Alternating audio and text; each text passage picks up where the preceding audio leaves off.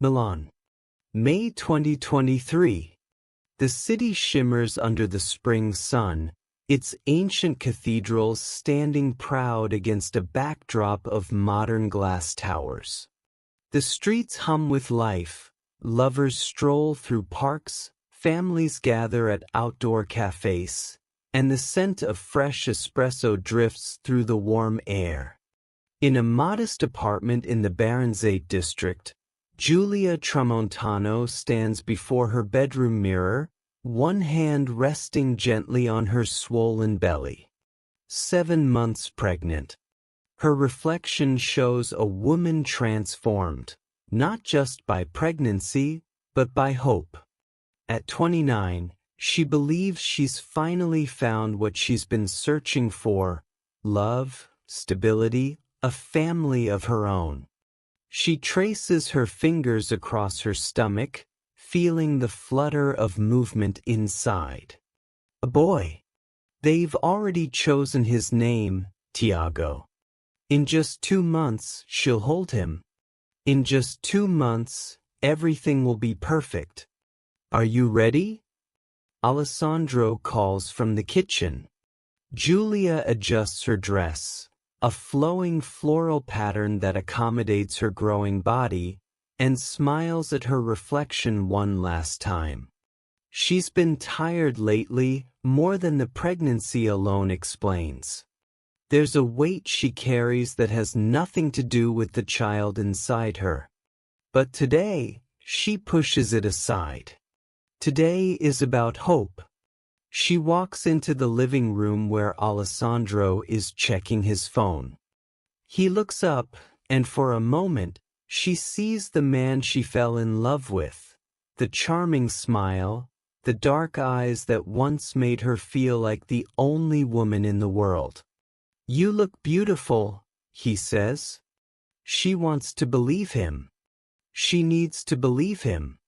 They met 2 years ago at a friend's birthday party.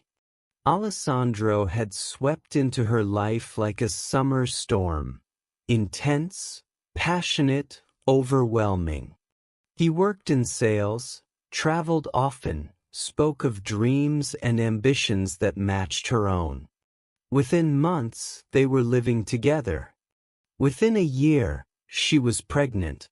But lately, something has shifted. The late nights. The unexplained absences. The way his phone always sits face down on the table. The way his eyes drift away when she talks about their future. "I'm meeting Chiara for lunch," Giulia says, gathering her bag. Alessandro nods, already back on his phone. "Have fun." As she leaves the apartment, Giulia pauses in the doorway, looking back at the man who will be the father of her child. There's a question forming in her mind, one she's been afraid to ask. What she doesn't know is that the man she trusts most is about to take everything from her. Alessandro Impagnatiello closes the door behind Giulia and exhales slowly. For a moment, his charming facade drops, replaced by something harder, something calculating. He picks up his phone and opens a text thread, his fingers moving quickly across the screen. "She's gone. Can I see you?" The response comes within seconds. "Yes. Come now." Alessandro grabs his jacket and leaves the apartment, locking the door behind him. 20 minutes later, he's in another part of Milan, in another apartment, with another woman. Her name is Sofia. She's 32, works in fashion, and has no idea that the man she's been dating for over a year is living with someone else. To Sofia, Alessandro is attentive, romantic, devoted. He's told her about his difficult childhood, his dreams of starting a business, his plans for their future together. "I've missed you," he says, pulling her close. Sofia kisses him, then pulls back slightly, studying his face. You seem distracted lately. Is everything okay? Just work stress. He lies smoothly. Nothing for you to worry about. This is Alessandro's gift. The ability to compartmentalize, to become whoever he needs to be in any given moment. With Giulia, he's the expectant father, the domestic partner building a family. With Sophia, he's the ambitious bachelor, free and unencumbered. Neither woman knows about the other. But maintaining two lives requires constant vigilance, constant deception. And the walls are beginning to crack.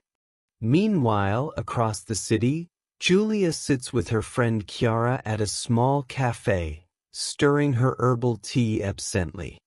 You seem distant, Chiara observes, concern etching her features. Giulia hesitates, then speaks quietly.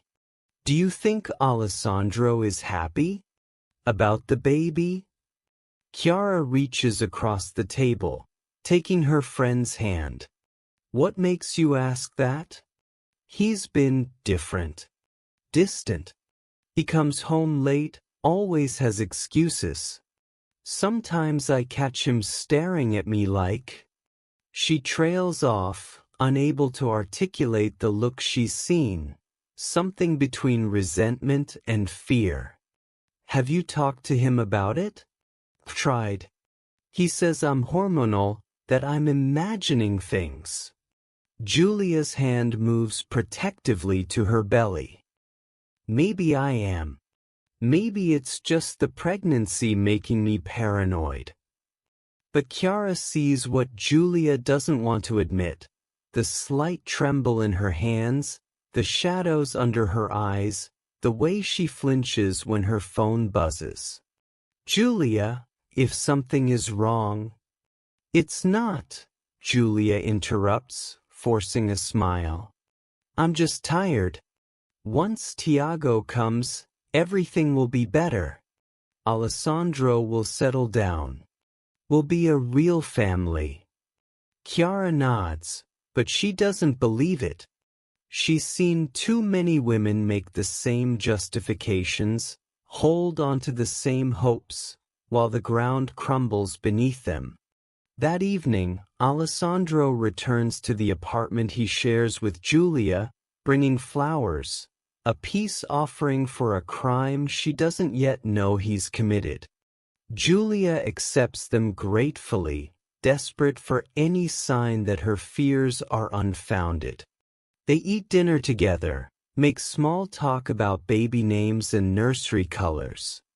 Alessandro plays his part perfectly, laughing at the right moments, touching her hand across the table, talking about their future. But behind his eyes, a calculation is taking place. Two women, two lives, one secret that's growing harder to contain. Giulia goes to bed believing that tomorrow will be better, that love will prevail, that the man beside her is who he claims to be. She has no idea that she's sleeping next to a stranger wearing the face of someone she loves. Late May. The Milanese spring gives way to early summer heat. Giulia's pregnancy advances, 8 weeks until her due date. Her body has become unfamiliar to her, swollen and heavy, but she embraces it. This discomfort is temporary. Soon she'll hold her son. But the discomfort in her relationship, that feels permanent. It starts with small things. Alessandro's phone buzzing at odd hours. His sudden need to take calls in another room. The way he flinches when she picks up his phone to hand it to him. One evening, while Alessandro showers, Giulia sees his phone light up on the bedside table. A message preview appears. I can't wait to see you tomorrow. I love you. No name. Just a heart emoji. Giulia's hands shake as she picks up the phone. It's locked, but she's seen him enter the code dozens of times. Her fingers hover over the screen. This is wrong. She knows it's wrong. Invasion of privacy. Lack of trust. All the things healthy relationships aren't built on. But healthy relationships aren't built on lies either. She enters the code. The phone unlocks. What she finds destroys her. Messages spanning over a year. Photos of Alessandro with another woman. Kissing, embracing, looking at each other with the same intimacy Giulia thought was reserved for her. Plans for weekends away. Declarations of love. Promises of a future together. The shower turns off. Giulia's heart pounds. She closes the phone, sets it back exactly where it was, and stands frozen in the middle of the bedroom, her world tilting on its axis. Alessandro emerges, towel around his waist, water droplets still clinging to his shoulders. He sees her face and knows immediately. What's wrong? Giulia's voice comes out barely above a whisper. Who is she? Alessandro's expression shifts through several emotions in rapid succession. Surprise, calculation, anger. What are you talking about? Your phone. I saw the messages. Who is she, Alessandro? The mask drops. His face hardens into something she's never seen before, cold, cruel, cornered. You went through my phone? You're cheating on me. Giulia's voice rises, tears spilling down her cheeks. I'm 7 months pregnant with your child, and you're cheating on me. It's not. It's complicated. You don't understand. Then explain it to me. Her voice cracks. Explain how you tell another woman you love her while I'm carrying your son. Alessandro's jaw clenches. Maybe if you weren't so needy all the time. So clingy. So. I'm pregnant. I'm pregnant with your child. How dare you make this my fault? The argument escalates. Words become weapons. Giulia learns the other woman's name, Sophia. She learns they've been together longer than she thought. She learns that Alessandro has been living 2 complete lives, 2 complete lies. I want you to leave, Giulia finally says, her voice hollow with exhaustion. Get out. This is my apartment too. I don't care. Get out. Go to her. Go to Sophia. Just leave me alone. Alessandro stares at her, and for a moment, Giulia sees something flicker in his eyes, something dark and dangerous. But then he grabs his keys and storms out, slamming the door behind him. Giulia collapses onto the bed, her whole body shaking. She places both hands on her belly, feeling Tiago moving inside her, oblivious to the chaos of the world he's about to enter. It's okay, she whispers to him. We'll be okay. We don't need him. But even as she says it, she wonders if it's true. Over the next few days, the pattern repeats. Alessandro returns, apologizes, swears it's over with Sophia, begs for another chance. Giulia, worn down by pregnancy and desperate to keep her family intact, wants to believe him.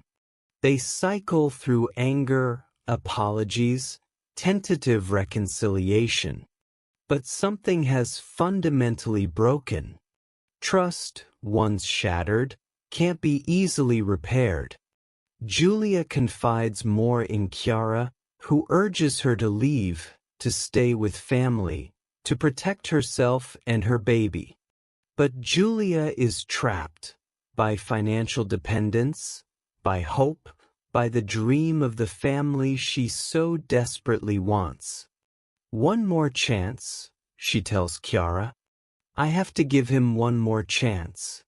For Tiago's sake. Chiara holds her friend, knowing that love and hope can be the most dangerous things when given to the wrong person. What Giulia doesn't know is that Alessandro hasn't ended things with Sofia. He's simply gotten better at hiding them. And Sofia, discovering texts from Giulia on Alessandro's phone, is beginning to piece together the truth herself. Two women, both betrayed, both circling the same lie. The collision is inevitable. May 27, 2023. A Saturday that begins like any other but will end in ways no one can predict.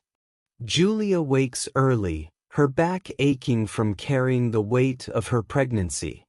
Tiago is active this morning, kicking and turning. She places her hand over the movement and smiles despite everything. Whatever happens with Alessandro, this child is hers. This child is wanted. This child will be loved. Alessandro is already awake, making coffee in the kitchen. The apartment is quiet, the calm before a storm neither of them sees coming. We need to talk, Giulia says, lowering herself carefully onto the couch.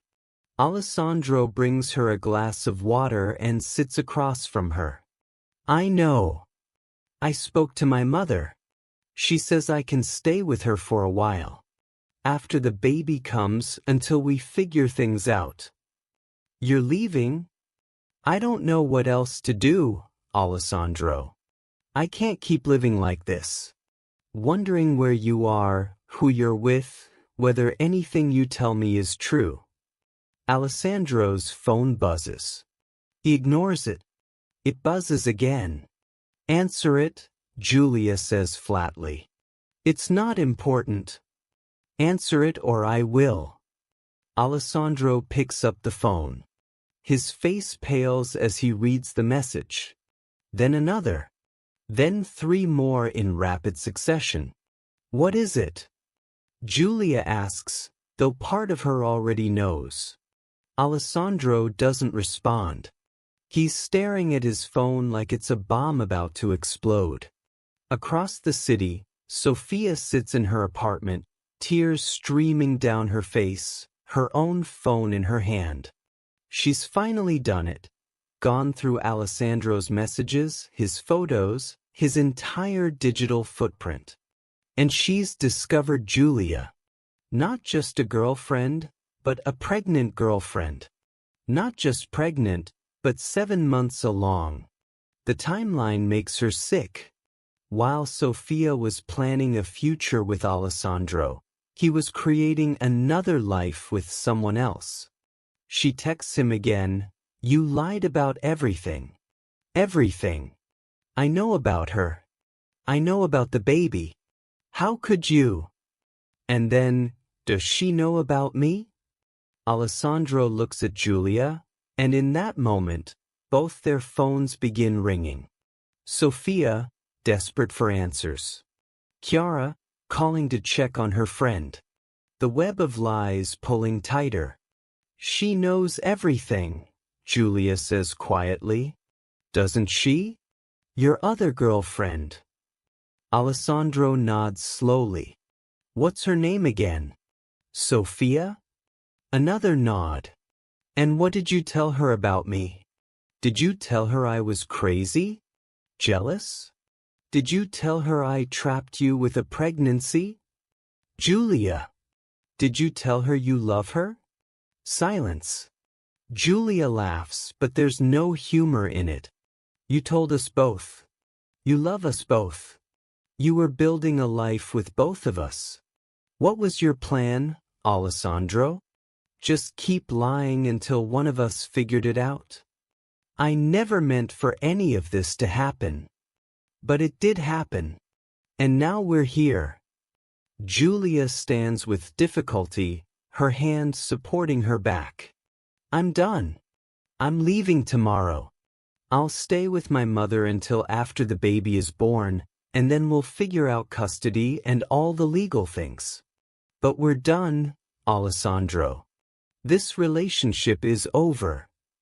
Alessandro's face hardens. The apologetic facade cracks, revealing something underneath, something angry and cornered. You can't just leave. You can't just take my son. Watch me. Giulia, you don't understand.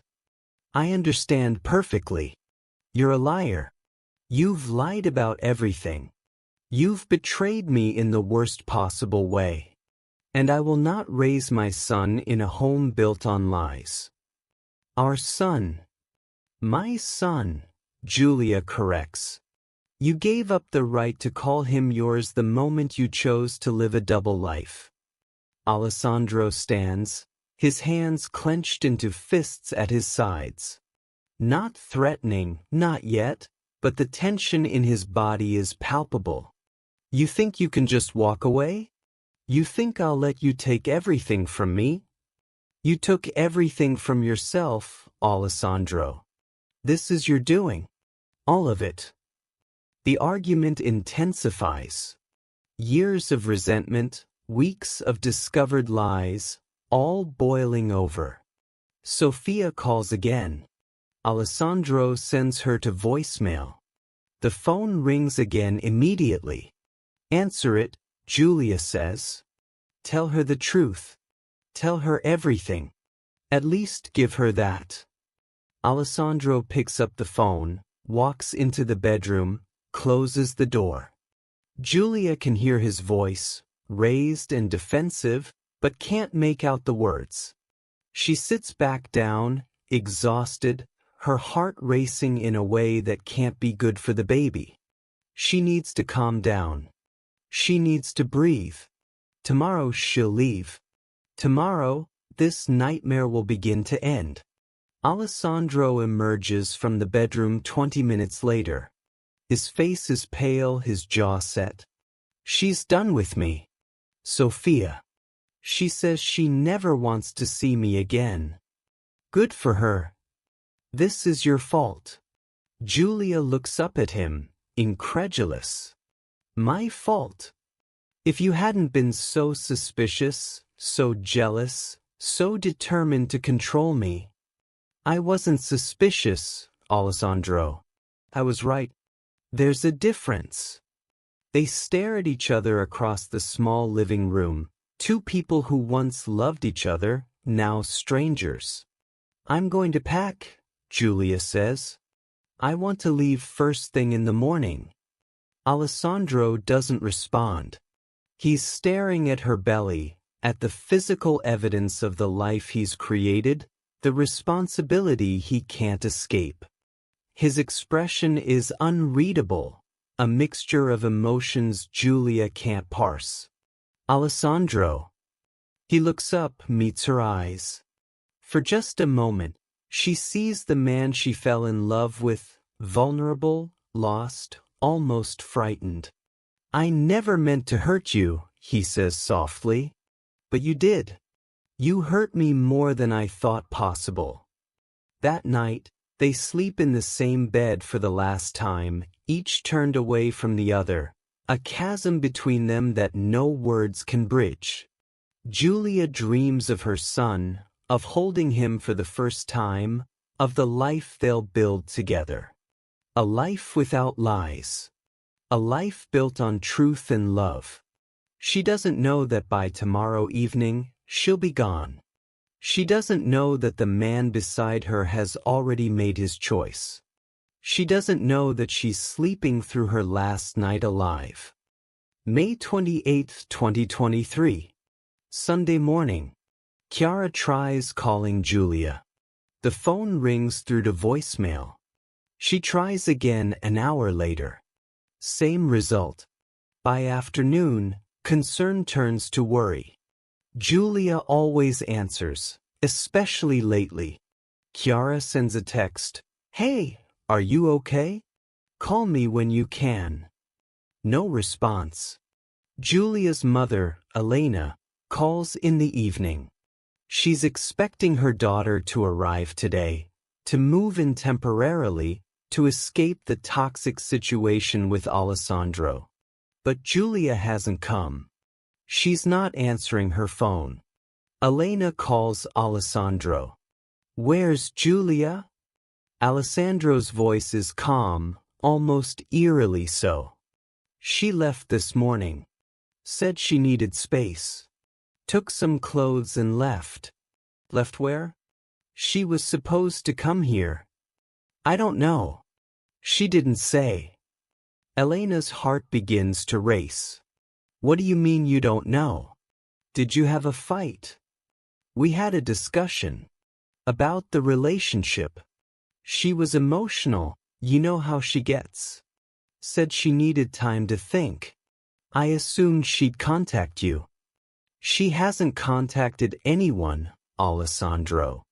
Where is my daughter? I'm sure she's fine. You know how dramatic she can be sometimes. Elena hangs up and immediately calls the police. Something is wrong. A mother knows. Monday, May 29th. Still no word from Giulia. Her phone goes straight to voicemail now, battery dead or powered off.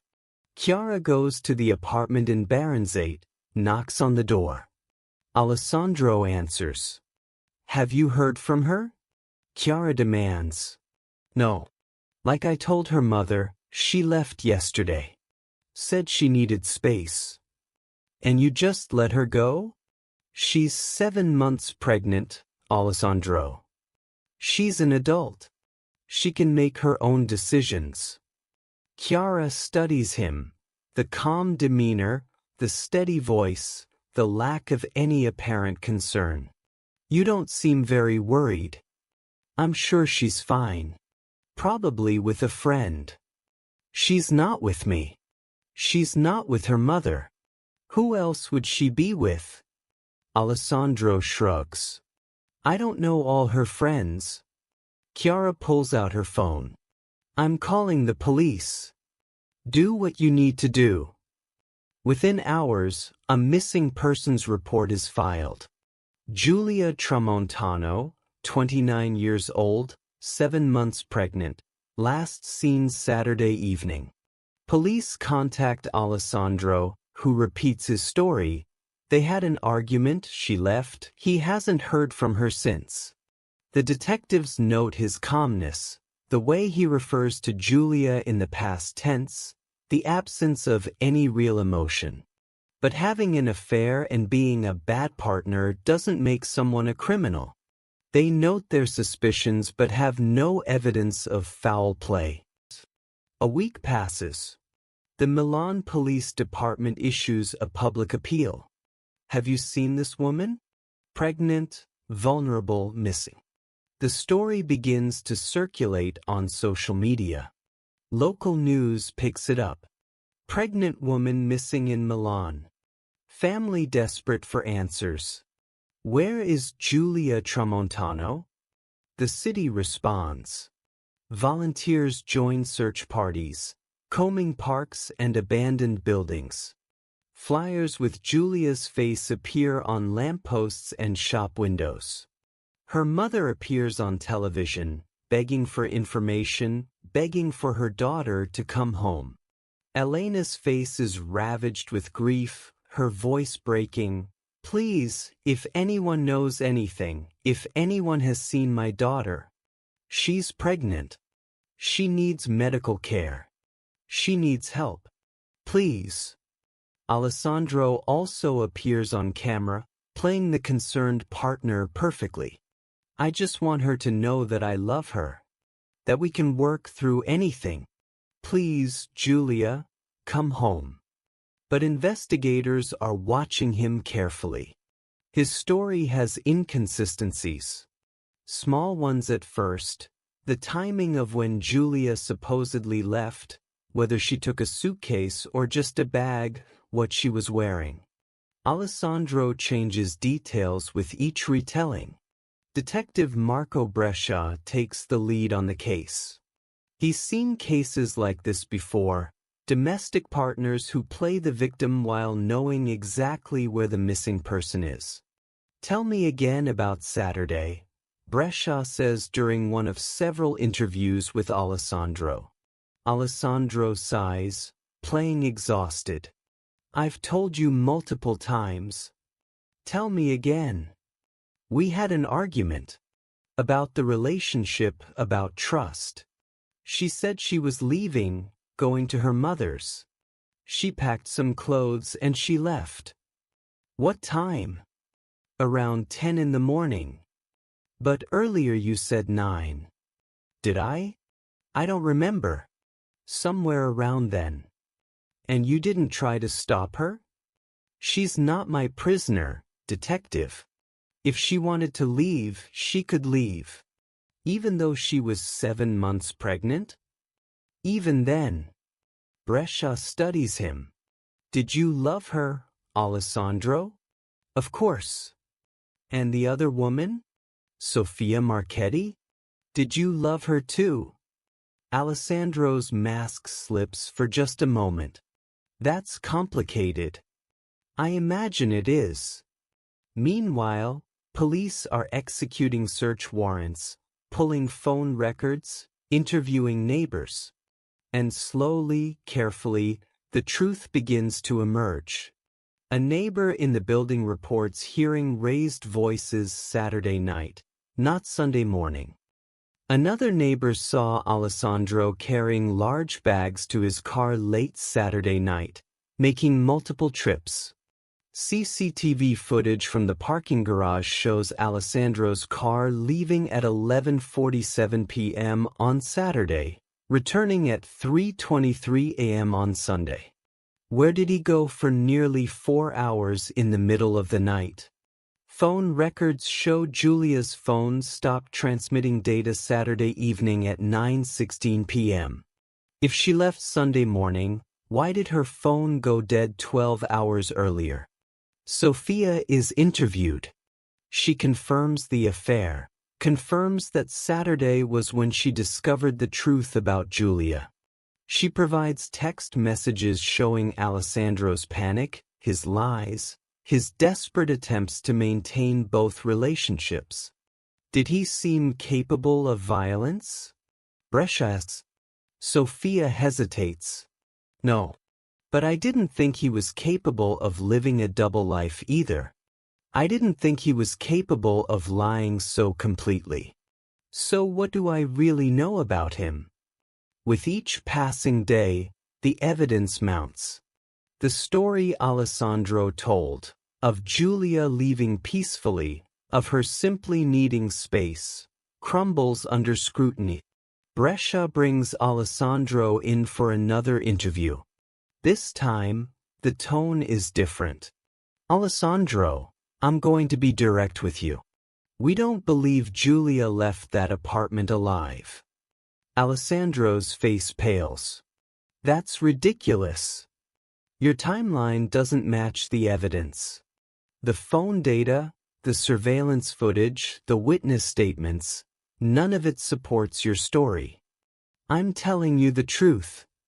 I don't think you are. I think something happened Saturday night. I think you and Giulia had a fight that escalated beyond your control. I think you're the last person who saw her alive. I want a lawyer." "That's your right. But Alessandro, if you tell us now, if you help us find her, it will go better for you than if we have to piece it together ourselves." Alessandro stands. "I want a lawyer. This interview is over." Brescia watches him go, knowing that they're close. The truth is out there, buried somewhere, waiting to be discovered. In her home, Giulia Tramontano prays for a miracle while fearing the worst. She holds Giulia's childhood photos, touches the ultrasound images of her grandson, and prepares herself for news she can't bear to hear. 2 weeks after Giulia vanished, Detective Brescia stands in a field outside Milan, watching forensic teams work. A tip came in, an anonymous call reporting a foul smell in an abandoned area near the Via Nevera. The teams work methodically, carefully, knowing that what they find will change everything. And then one of them calls out. Brescia walks over, looks down, and closes his eyes. They found her. The forensic tent glows white against the dark countryside, a beacon of horror in the peaceful landscape outside Milan. Inside, investigators photograph, document, catalog. The work is methodical, clinical, necessary, but no amount of professional distance can prepare them for what they're seeing. Giulia Tramontano, 29 years old, 7 months pregnant.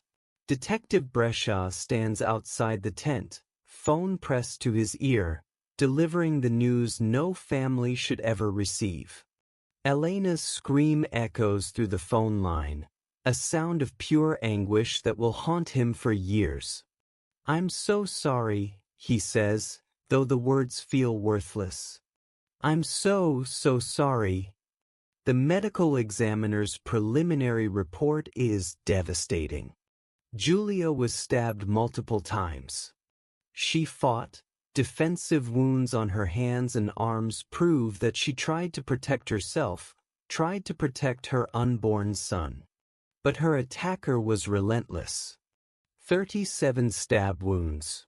The number staggers even seasoned investigators. This wasn't a crime of passion, a moment of rage that spiraled out of control. This was sustained, brutal, personal violence. This was someone who wanted not just to kill, but to obliterate. And the baby, little Tiago, 2 months from his due date, never had a chance. The nation recoils in horror as the news breaks. Pregnant woman found murdered. Body discovered after 2-week search. The story that captivated Milan with hope for a safe return transforms into a tragedy that shocks all of Italy. At police headquarters, Alessandro is arrested. He's brought into an interrogation room where Brescia and another detective, Sofia Romano, wait. "We found her, Alessandro," Brescia says quietly. Alessandro's face is blank. "I want my lawyer." "Your lawyer is on the way. But I want you to understand what we're dealing with here. Giulia didn't just die, Alessandro. She was murdered. Brutally. And so was your son." A flicker of something crosses Alessandro's face. Fear, grief, guilt. But it's gone before it can be named. "We know you did this. The evidence is overwhelming. CCTV shows you leaving your apartment building late Saturday night, carrying bags, looking agitated. Your car was tracked to the area where we found Giulia's body. Giulia's blood was found in your apartment. You cleaned up, but not well enough." Alessandro stares at the table.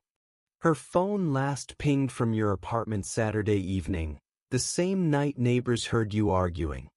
Not Sunday morning, like you claimed. You've been lying from the beginning." Still silence. Detective Romano leans forward. "Here's what I don't understand, Alessandro. How does a man kill the mother of his child?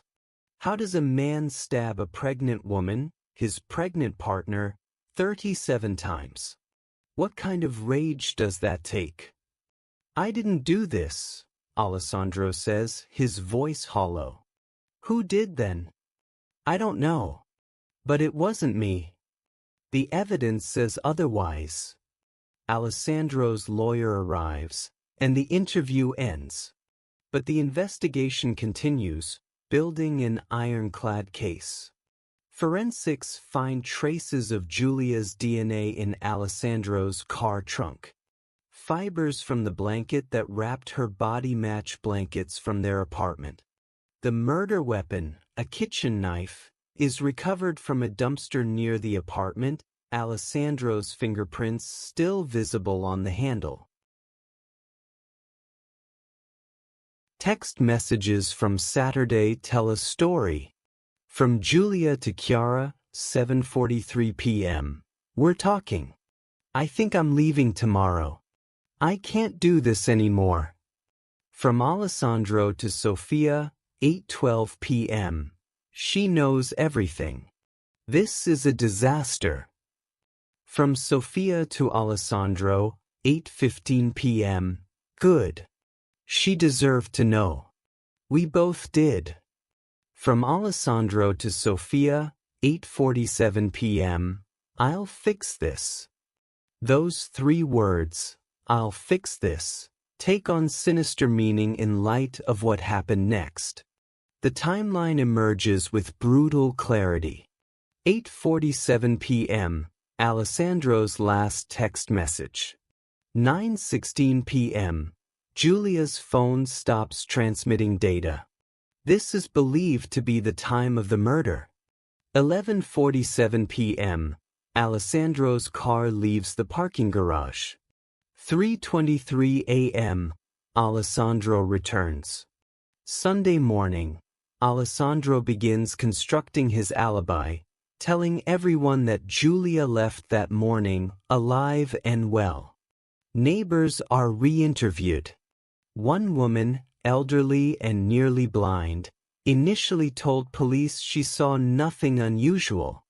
But with gentle questioning, she remembers, I heard something that night. Like furniture moving. And voices, angry voices. A woman screaming, but it stopped suddenly. I thought about calling someone, but I didn't want to intrude. Oh God, I wish I had called. Another neighbor, a young man who works night shifts, saw Alessandro in the hallway at 11:30 p.m., carrying what looked like rolled-up carpet. I asked if he needed help. He said no, said it was trash he was taking to the dump. But his face, he looked terrified. The evidence is overwhelming, but Alessandro maintains his innocence. In jail awaiting trial, he writes letters to Sofia, to friends, to anyone who might believe him. He constructs elaborate alternative theories. An intruder, a random attack, a case of mistaken identity. But no one believes him. The evidence is too clear. The lies too obvious. Sofia gives an interview to a journalist, her face haunted. I loved him. I believed everything he told me. And I can't reconcile the man I thought I knew with the man who did this. How could I not see it? How could I be so blind? The journalist asks if she feels responsible. Every day, Sofia whispers. If I hadn't texted him that night, if I hadn't confronted him about Giulia, would she still be alive? Would her baby still have a chance at life? I know, rationally, that this isn't my fault. He made the choice to kill her. But I still wonder. The psychological profile of Alessandro begins to take shape. Narcissistic personality traits.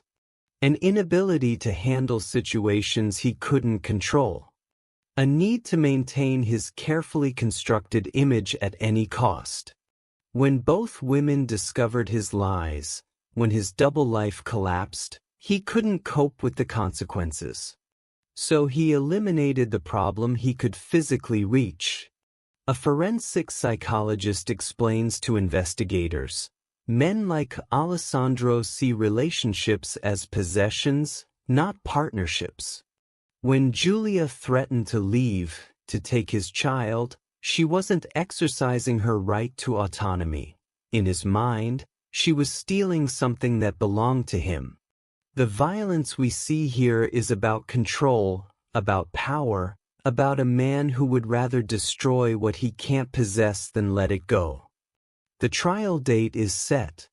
Italy watches, mourns, rages. Protests erupt across the country. Women march carrying signs, "Justice for Giulia." Enough is enough. Stop feminicide. Because Giulia's death isn't an isolated incident, it's part of a pattern. In Italy, a woman is killed by a partner or ex-partner every 3 days. Giulia becomes a symbol, a rallying cry, a name that represents countless other names. But for Elena Tramontano, Giulia isn't a symbol. She's a daughter, a sister to her 2 surviving children, a mother who never got to hold her son. Elena speaks at vigils, her grief transformed into activism. "My daughter dreamed of being a mother. She dreamed of holding her baby boy, of watching him grow, of giving him all the love she had. Alessandro took that from her. He took it from Tiago. He took it from all of us. And for what? Pride? Control? Because he couldn't handle the consequences of his own lies." The question hangs in the air, unanswerable. The trial begins in October 2023, 5 months after Giulia's murder.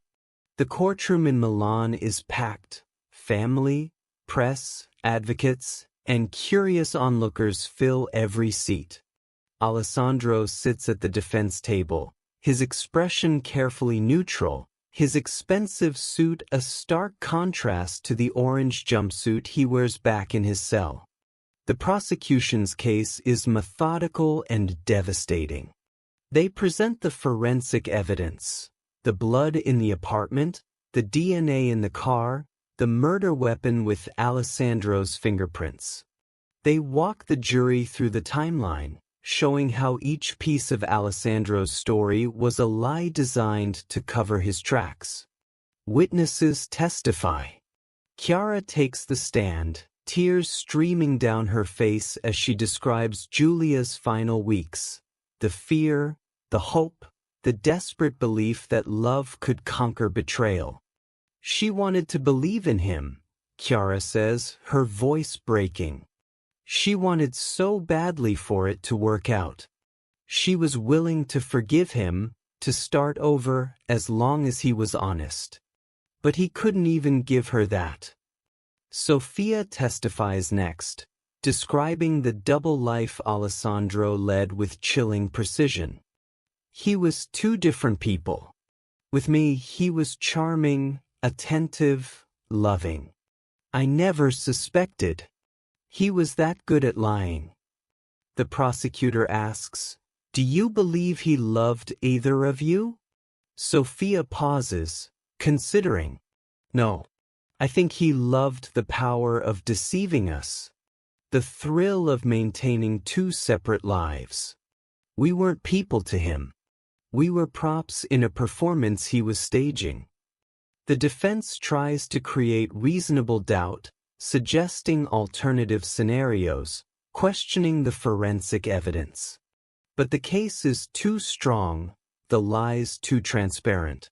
Then comes the moment everyone has been waiting for. Alessandro takes the stand. He maintains his innocence, spinning an elaborate tale of being framed, of a conspiracy against him. His voice is steady, his demeanor calm. He's still performing, still believing that his charm can save him. The prosecutor rises for cross-examination. "Mr. Impagnatiello, you've told this court that you loved Giulia. Is that correct?" "Yes." "And yet you were simultaneously in a relationship with another woman, telling her you loved her as well?" "It's complicated. Let me simplify it for you. You lied to both women about the fundamental nature of your relationship. You lied about your commitment, your fidelity, your intentions. You lied about everything. Is that correct?" Alessandro shifts in his seat. "I made mistakes." "Mistakes? Is that what you call deceiving 2 women for over a year? Living a complete double life?" "I never meant to hurt anyone." And yet on May 27, 2023, when both women discovered your lies, when your carefully constructed world fell apart, what did you do? I didn't do anything. You didn't do anything? The evidence says otherwise. 37 stab wounds, Mr. Impagnatiello. 37 times you plunged a knife into a woman who loved you, who carried your child. A child you claim to want. I didn't kill her. The forensic evidence proves you did. Your fingerprints on the murder weapon. Her blood in your apartment, in your car. Surveillance footage showing you disposing of her body in the middle of the night. Text messages showing your panic when she confronted you. Every single piece of evidence points to you. Alessandro's mask finally cracks. Anger flashes across his face. She was going to take my son away from me. She was going to destroy my life. The courtroom goes silent. The prosecution has what they need: the admission, the motive, the glimpse behind the facade. So you admit it, the prosecutor says quietly. You killed her because she was leaving. Because she was taking control away from you. Alessandro's lawyer objects frantically, but it's too late. The jury has seen the truth, not the charming facade, but the rage underneath. The prosecution rests their case with a final statement. Giulia Tramontano trusted the wrong person. She loved the wrong person. But that wasn't her crime. Her only mistake was believing that the man she loved was capable of honesty, of change, of putting his child before his own ego. Alessandro Impagnatiello destroyed 2 lives. A young mother full of hope and dreams, and an innocent child who never drew breath. He did this not in a moment of passion, but in a sustained act of brutal violence. He did this, and then he lied about it, performed grief, played the concerned partner while Giulia's body lay hidden. This wasn't a crime of passion. This was calculated murder, and it deserves the maximum sentence under the law. The jury deliberates for 6 hours. When they return, their verdict is unanimous: guilty on all counts. Murder, concealment of a corpse, filing false reports. Alessandro's face drains of color as the judge reads the sentence: life imprisonment, without the possibility of parole for 30 years. Elena Tramontano weeps in the gallery, but they're tears of relief mixed with grief. Justice for her daughter, but justice can't bring her back. The courtroom empties slowly after the verdict. Elena sits alone on a wooden bench, holding a photograph. Giulia at 28, smiling, her hand resting on her barely visible baby bump. It was taken just weeks before she died, at a friend's wedding. She looks radiant, hopeful, completely unaware that her time was running out. This doesn't feel like victory, Elena whispers to the photograph. You're still gone. Tiago is still gone. How is that justice? But it's the only justice possible in a world where the past can't be changed. Outside the courthouse, protesters have gathered, hundreds of women holding candles, holding signs, holding space for grief that extends far beyond one family. Because Giulia's story is not unique. Her name joins a long, heartbreaking list of women killed by partners, ex-partners, men who claimed to love them. In Italy, they call it femminicidio, femicide. The deliberate killing of women because they are women, because they try to leave, because they say no, because they demand respect, honesty, autonomy. One protester, a woman in her 30s, holds a sign that reads, "Giulia is every woman who stayed too long, who gave too many chances, who believed love could change someone." Another sign. 2 lives stolen. One by violence. One before he could begin. The vigil has become a movement. Across Italy, women share their own stories of violence, control, manipulation. They speak the names of women who didn't survive, whose stories never made headlines, whose deaths were quietly absorbed into statistics. Giulia's face becomes a symbol, young, beautiful, pregnant, murdered by the man who should have protected her. Her story forces conversations about domestic violence, about the warning signs, about the systems that fail to protect women who reach out for help. Advocates push for stronger laws, better resources for women trying to leave dangerous relationships, more education about the patterns of abuse. Giulia's legacy becomes larger than her life, a catalyst for change, a wake-up call for a society that too often looks away. But for Elena and her family, the public mourning is both comfort and burden. Yes, people remember her daughter. Yes, Giulia's name means something.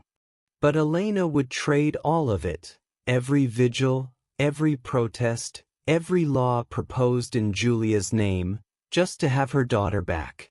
In her home, Elena has created a memorial. Photos of Giulia through the years, as a child with missing front teeth, as a teenager with braces, as a young woman graduating from university. And beside them, the ultrasound images of Tiago, the grandson she'll never hold. I talk to them every day, Elena tells a journalist months after the trial.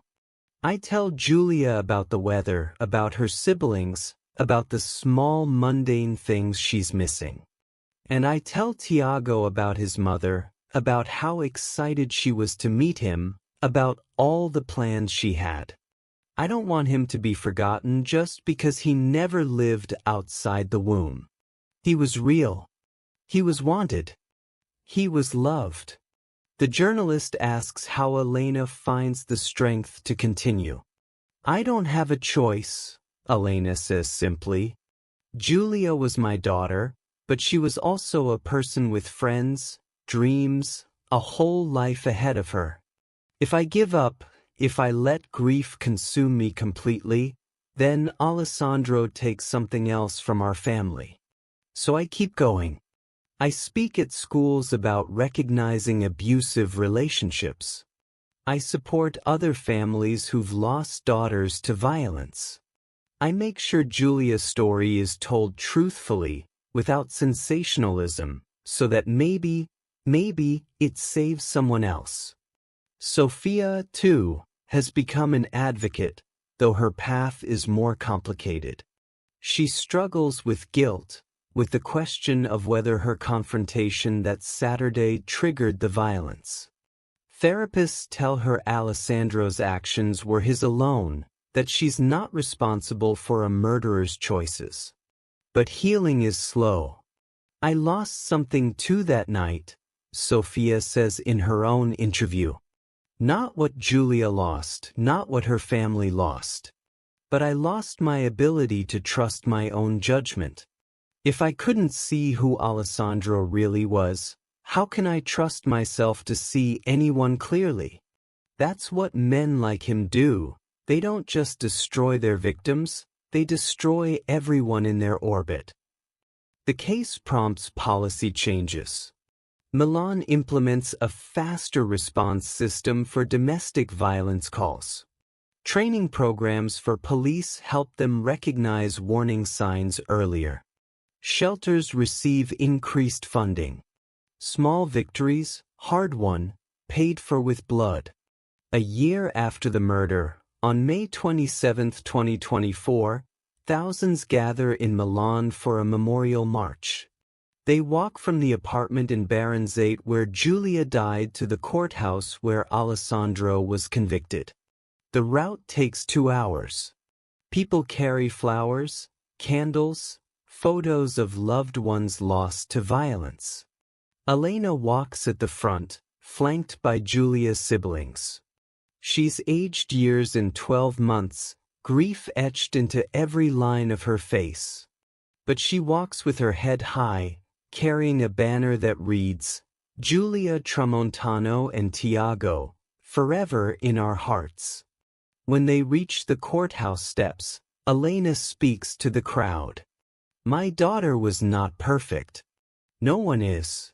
She made mistakes, she trusted the wrong person, she stayed when maybe she should have left. But none of it, justifies what happened to her. Giulia deserved to live. She deserved to become a mother. She deserved to watch her son grow up. She deserved a chance to build the life she dreamed of. Alessandro took that from her. He took it from Tiago. He took it from all of us who loved her. But he cannot take her memory. He cannot take the love she left behind. He cannot take the change that her death has sparked. So we remember. We speak her name. We tell her story. And we fight so that other women don't end up like my daughter. We fight for laws that protect, for systems that believe survivors, for a world where I'm leaving isn't a death sentence. Giulia dreamed of life. She dreamed of holding her baby boy, of teaching him to walk, to read, to be kind. She dreamed of ordinary, beautiful things. Alessandro destroyed those dreams, but he cannot destroy her spirit. That lives on, in every woman who finds the courage to leave, in every person who speaks up when they see abuse, in every law that's passed to protect the vulnerable. My daughter is gone. My grandson never got to be born. That is a grief I'll carry until my last breath. But I choose to believe that their deaths were not meaningless. I choose to believe that Giulia's story can save lives. That has to be enough, because it's all we have left. The crowd is silent except for quiet weeping. Then, slowly, someone begins to chant, Giulia, Giulia, Giulia. The name echoes through the streets of Milan, carried on thousands of voices, a prayer and a promise and a pledge. We will not forget. We will not look away. We will not accept that violence against women is inevitable. In his prison cell, Alessandro hears nothing of the memorial. He's already working on an appeal, still insisting on his innocence, still unable to face what he has done.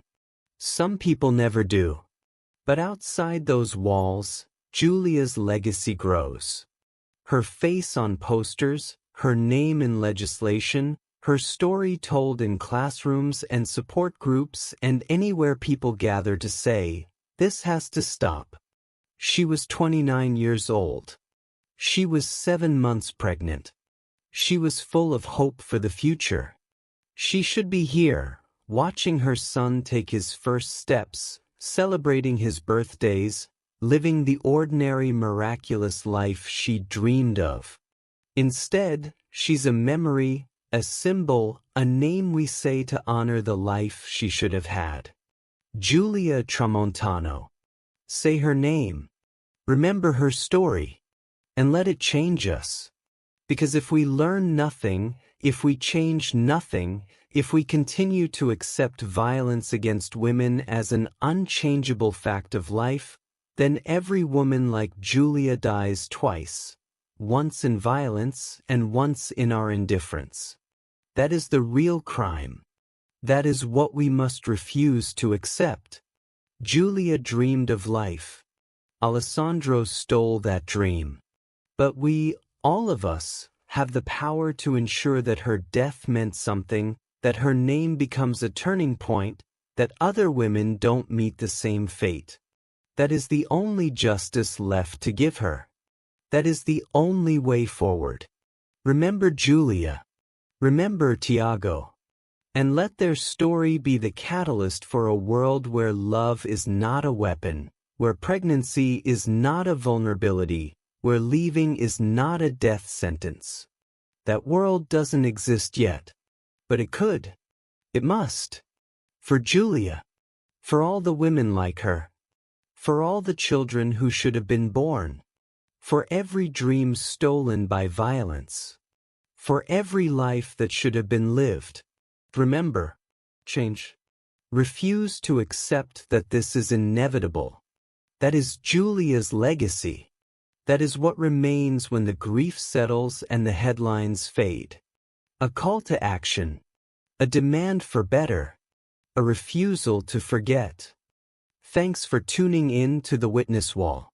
If you're new to this channel, kindly like and subscribe for more gripping true crime stories. Don't miss out. Subscribe now for more thrilling investigations.